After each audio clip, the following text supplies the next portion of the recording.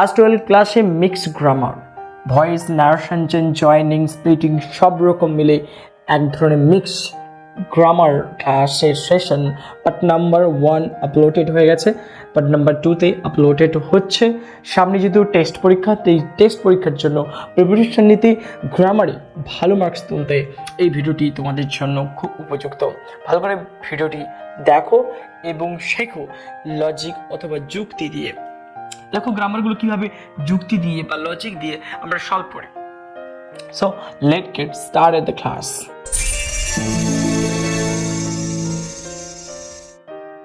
দেখো তোমরা প্রথম গ্রামারটা কি দেওয়া হয়েছে, I wanted a pair of blue sweet shoes said the boy. দেখেই বুঝতে পারছো যে সেন্টেন্সটা কনস্ট্রাকশন। এই গ্রামারটি রয়েছে ডাবল ইনভার্টেড কমার মধ্যে রয়েছে এবং সেড দ্য বয় বালকটি বললো মিন্স ন্যারেশন চেঞ্জ, তাহলে এটা ন্যারেশন চেঞ্জ করতে হবে। এটা হচ্ছে ডাইরেক্ট আছে, ডাইরেক্টে চেঞ্জ করতে হবে। চেঞ্জ করতে গেলে আমরা একটু দেখে নেব, এটাকে বলা হচ্ছে কি রিপোর্টেড স্পিচ আর রিপোর্টিং ভার্ব। এই রিপোর্টিং ভার্ব এবং রিপোর্টেড স্পিচকে যোগ করার জন্য এটা যেহেতু একটা নর্মাল সেন্টেন্স, আমরা এটাকে অ্যাসার্টিভ সেন্টেন্স বলতে পারি। আমরা নর্মালি দ্যাট ব্যবহার করতে পারি, দ্যাট হচ্ছে লিঙ্কার ব্যবহার করতে পারি। ভালো করে বোঝো, এখানে সিম্পল এই যে স্টেটমেন্টটা দেওয়া রয়েছে এই ব্র্যাকেটের মধ্যে আগে দেখে নিতে হবে টেন্স কী ধরনের রয়েছে। আমরা ওয়ান্টেড, এটা ইডি যোগ আছে, মানে আমরা বুঝে নেব V2 কন্ডিশন। V2 মানে কি পাস্ট টেন্স, পাস্ট টেন্সে রয়েছে। আর রিপোর্টিং ভার্বের অবশ্যই যে ভার্বটা কোন ফর্মে রয়েছে সেটা আমাদের দেখে নিতে হবে। সেট অর্থাৎ সে, সেট, সেট, তার মানে এটাও V2 তে রয়েছে। তাহলে V2 আর V2 তে রয়েছে, তার মানে যখন আমাদের এই স্টেটমেন্টটি V2 স্ট্রং ইনডিফিনিট টেন্সে থাকে, পাস্ট ইনডিফিনাইট টেন্সে থাকে, তখন আমাদের যেটা পরিবর্তন এই জায়গায় করতে হয়, হ্যাড প্লাস V3 তৈরি করতে হবে। এটা এই রুলসটা সর্বদাই মাথায় রাখতে হবে যখন আমরা দেখব যে রিপোর্টিং ভার্বটি যদি V2 তে থাকে বা ইনডিফিনিটে থাকে, তাহলে এর পরিবর্তনটা কি ভালো করে দেখো। এখানে দ্য বয় সেট নর্মালি বসে গেল, দ্যাট লিঙ্কার নিয়ে আসবো দ্যাট। এরপর হচ্ছে আই, অ্যাকচুয়ালি আইটা কি, আই মিনস দ্য বয়, এই বালকটিকে বোঝানো হচ্ছে, তার মানে বালকটির জন্য আমরা হি প্রোনাউন ব্যবহার করতে পারি। তাহলে এই যে আইর পরে যে হিপ হবে সেটা কার উপর নির্ভর করছে, এই বয়টার উপর নির্ভর করছে। হলো, এরপরে যেহেতু এটা ইনডিফিনিট টেন্স V2 কন্ডিশনে আছে, তাহলে হ্যাড প্লাস V3, তার মানে had plus V3, car V3, ওয়ান্টেডের V3 ওয়ান্টেডই হয়, ব্যাস এটা V3। তাহলে V2 তে কিন্তু ওয়ান্টেড হচ্ছে আর V3 তেও ওয়ান্টেড হচ্ছে। সব থেকে সুবিধা হচ্ছে যেখানেই হচ্ছে ইডি যোগ থাকবে সেটা হচ্ছে V2 আর V3 দুটোই হতে পারে। He had wanted a pair of blue sweet shoe, এই অংশটা তুলে দাও, a pair of blue sweet shoes হয়ে গেল। তাহলে এই দুটো অর্থ কি দাঁড়ালো, আই ওয়ান্টেড আমি চেয়েছিলাম, এ পেয়ার এক জোড়া, অফ ব্লু সুইট শুজ নীল রঙের সুইট জুতো, সেড দ্য বয় বালকটি বলল। তা অর্থটা ইনডাইরেক্টলি কি হলো, দ্য বয় সেড বালকটি বলল, দ্যাট যে হি হ্যাড ওয়ান্টেড সে চেয়েছিল, এ পেয়ার এক জোড়া অফ ব্লু সুইট শু নীল রঙের সুইট জুতো। বুঝে গেল? এইরকম ভাবে আমরা টেক্সচুয়াল গ্রামারটা করতে পারি। তো এই গ্রামারটি কোন টপিক থেকে নেওয়া অবশ্যই কমেন্ট করে জানাও। আচ্ছা, নেক্সট গ্রামারটা দেখো ভালো করে, adversity always presents opportunity for introspection. Adversity মানে প্রতিকূল পরিবেশ, মানে কঠিন পরিবেশ। অলওয়েজ সর্বদাই, প্রেজেন্টস উপস্থাপন করে, অপরচুনিটি মানে সুযোগ, ফর ইন্ট্রোস্পেকশন অন্তর্দর্শন মানে নিজেকে চেনার একটা সুযোগ করে দেয়। কোন টপিক থেকে নেওয়া অবশ্যই কমেন্ট করে জানাও, এই গ্রামারটি তোমাদের জন্য প্রশ্ন থাকলো। সো এটা করতে হবে কি, সে ভয়েস চেঞ্জ, আমরা দেখে নেব কোন ভয়েসে, অ্যাক্টিভ ভয়েস না প্যাসিভ ভয়েস। ভালো করে বোঝো, সাবজেক্ট কে খোঁজার জন্য আমাকে ভার্বকে আইডেন্টিফাই করতে হবে। প্রেজেন্স উপস্থাপন করা। তাহলে উপস্থাপন করা এটাই হচ্ছে ভার্ব। যেহেতু এস যোগ আছে আমরা ট্যাকটিক্যালি V1 অর্থাৎ প্রেজেন্ট টেন্স। একে যদি প্রশ্ন করা হয় কি, তাহলে এখানে কি দিয়ে প্রশ্ন করলে আমরা পেয়ে যাবো অ্যাডভার্সিটি, প্রতিকূল পরিবেশ। কি করে? সুযোগ করে দেয় ফর ইন্ট্রোস্পেকশন, এটাই হচ্ছে অবজেক্ট। তাহলে এটাকে পরিবর্তন এরকম ভাবে আমরা করতে পারি।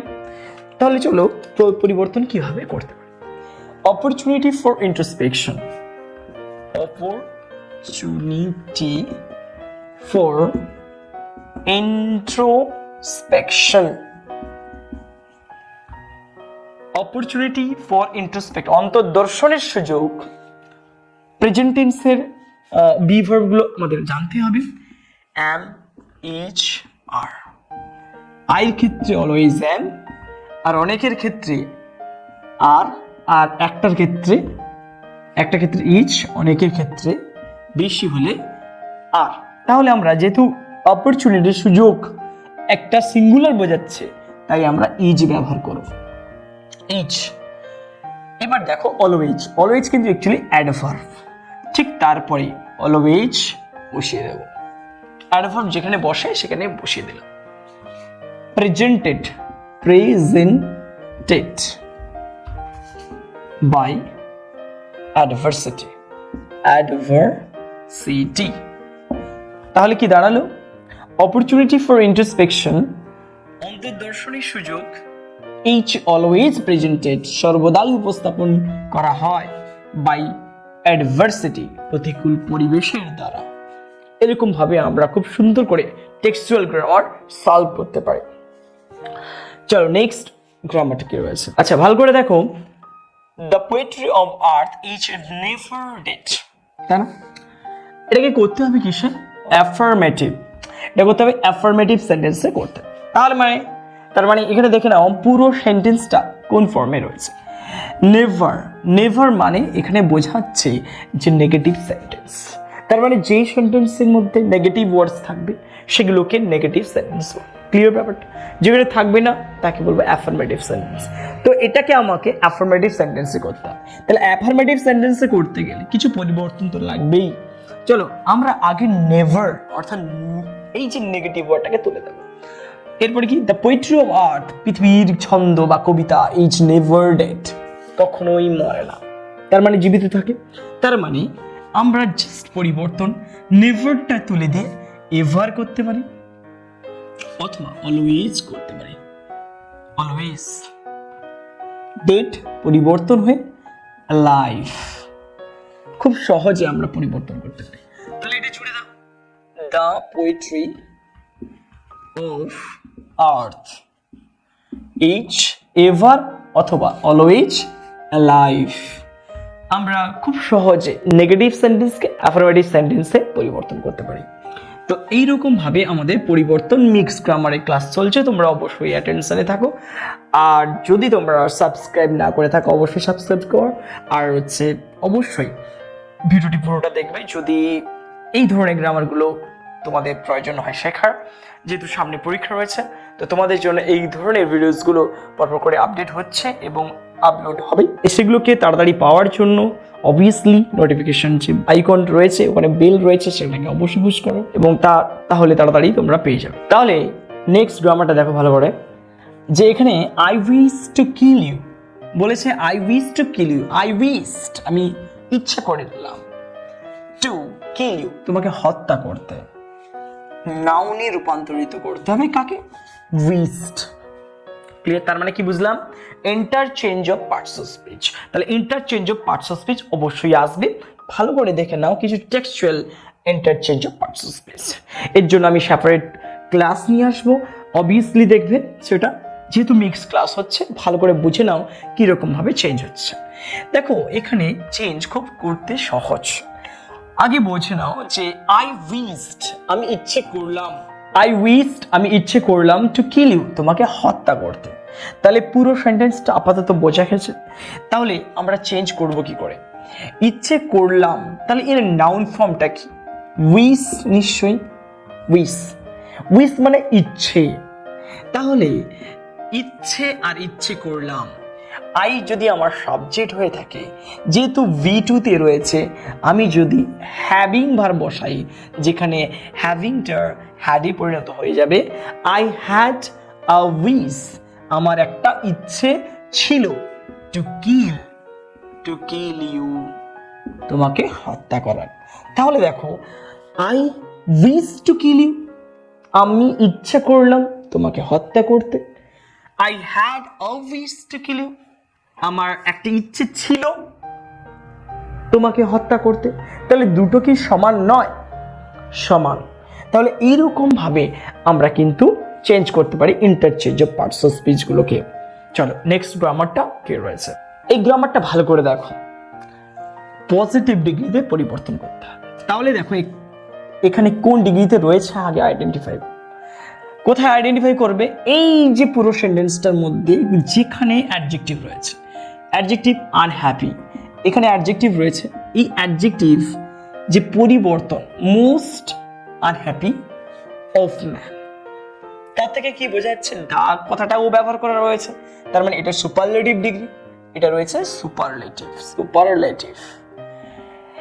এটাকে আমাকে করতে হবে পজিটিভ ডিগ্রি। ক্লিয়ার?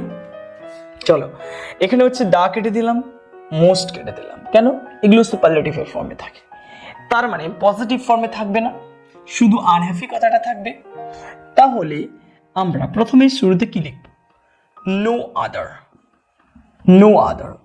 তাহলে শুরুতে আমরা লিখতে পারি no other man of all. দেখো ভালো করে, অল মানে সবাইকে, আর এটা সিঙ্গুলার হয়ে গেল, তাহলে পুরোটা কিন্তু একটা সাবজেক্ট। ক্লিয়ার? সিঙ্গুলার, তাই এখানে ইচ কথাটা বসবে। ক্লিয়ার? তাহলে no other man of all each as unhappy as I, তাহলে আই বসে দাও। তোমার grammar complete. No other man of all is as unhappy as I. কোনো মানুষই আমার মতন এত দুঃখী নয়। ক্লিয়ার? আর আমি হচ্ছে সব থেকে দুঃখী মানুষ, যে কোনো মানুষের থেকে, যে কোনো মানে সব থেকে দুঃখী মানুষ, মানে মানুষদের মধ্যে আমি হচ্ছে যেন দুঃখী মানুষ। দুটো সেন্টেন্সের অর্থ ঠিক রয়েছে, কিন্তু গঠনগত পার্থক্য রয়েছে। এইরকম ভাবে আমরা চেঞ্জ করতে পারি। যেহেতু মিক্স গ্রামার চলছে, সব রকম আমাদের বুঝতে হবে। এই গ্রামারটার দিকে ফোকাস করো। কি করতে বলেছে? স্প্লিট করতে বলেছে। আগে সেন্টেন্সটা দেখে নি। আই ক্যান নট কন্টিনিউ,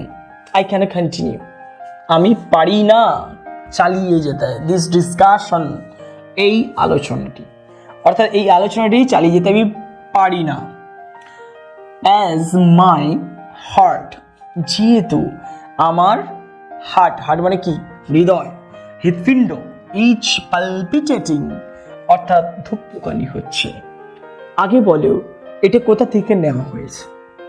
অবশ্যই কমেন্ট বক্সে কমেন্ট করে জানাও তোমরা।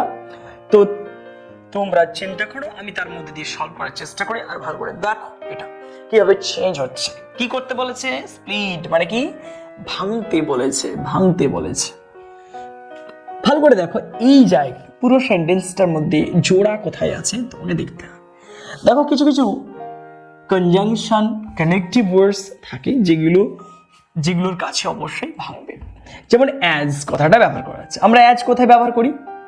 এই যে as my heart is palpitating, এইটুকু অংশটাকে বলা হয় এসি, সাবঅর্ডিনেটিং ক্লজ। আর I can not continue this discussion, এটাকে বলে পিসি, অর্থাৎ প্রিন্সিপাল ক্লজ। তাহলে আমি যদি এখানে কনজাংশনটা কেটে দিই, তাহলে কি দাঁড়াচ্ছে? My heart is palpitating. আগে এটা লিখবো, my heart is palpitating, my heart is palpitating। ভালো করে দেখো, একটা সিম্পল সেন্টেন্স যেভাবে তৈরি করতে হবে, দুটো সেন্টেন্সে ভাঙতে হবে। Subject plus verb plus zero, কিছুই নেই, এর অবজেক্ট জিরো। তার মানে হচ্ছে my heart is palpitating, full stop।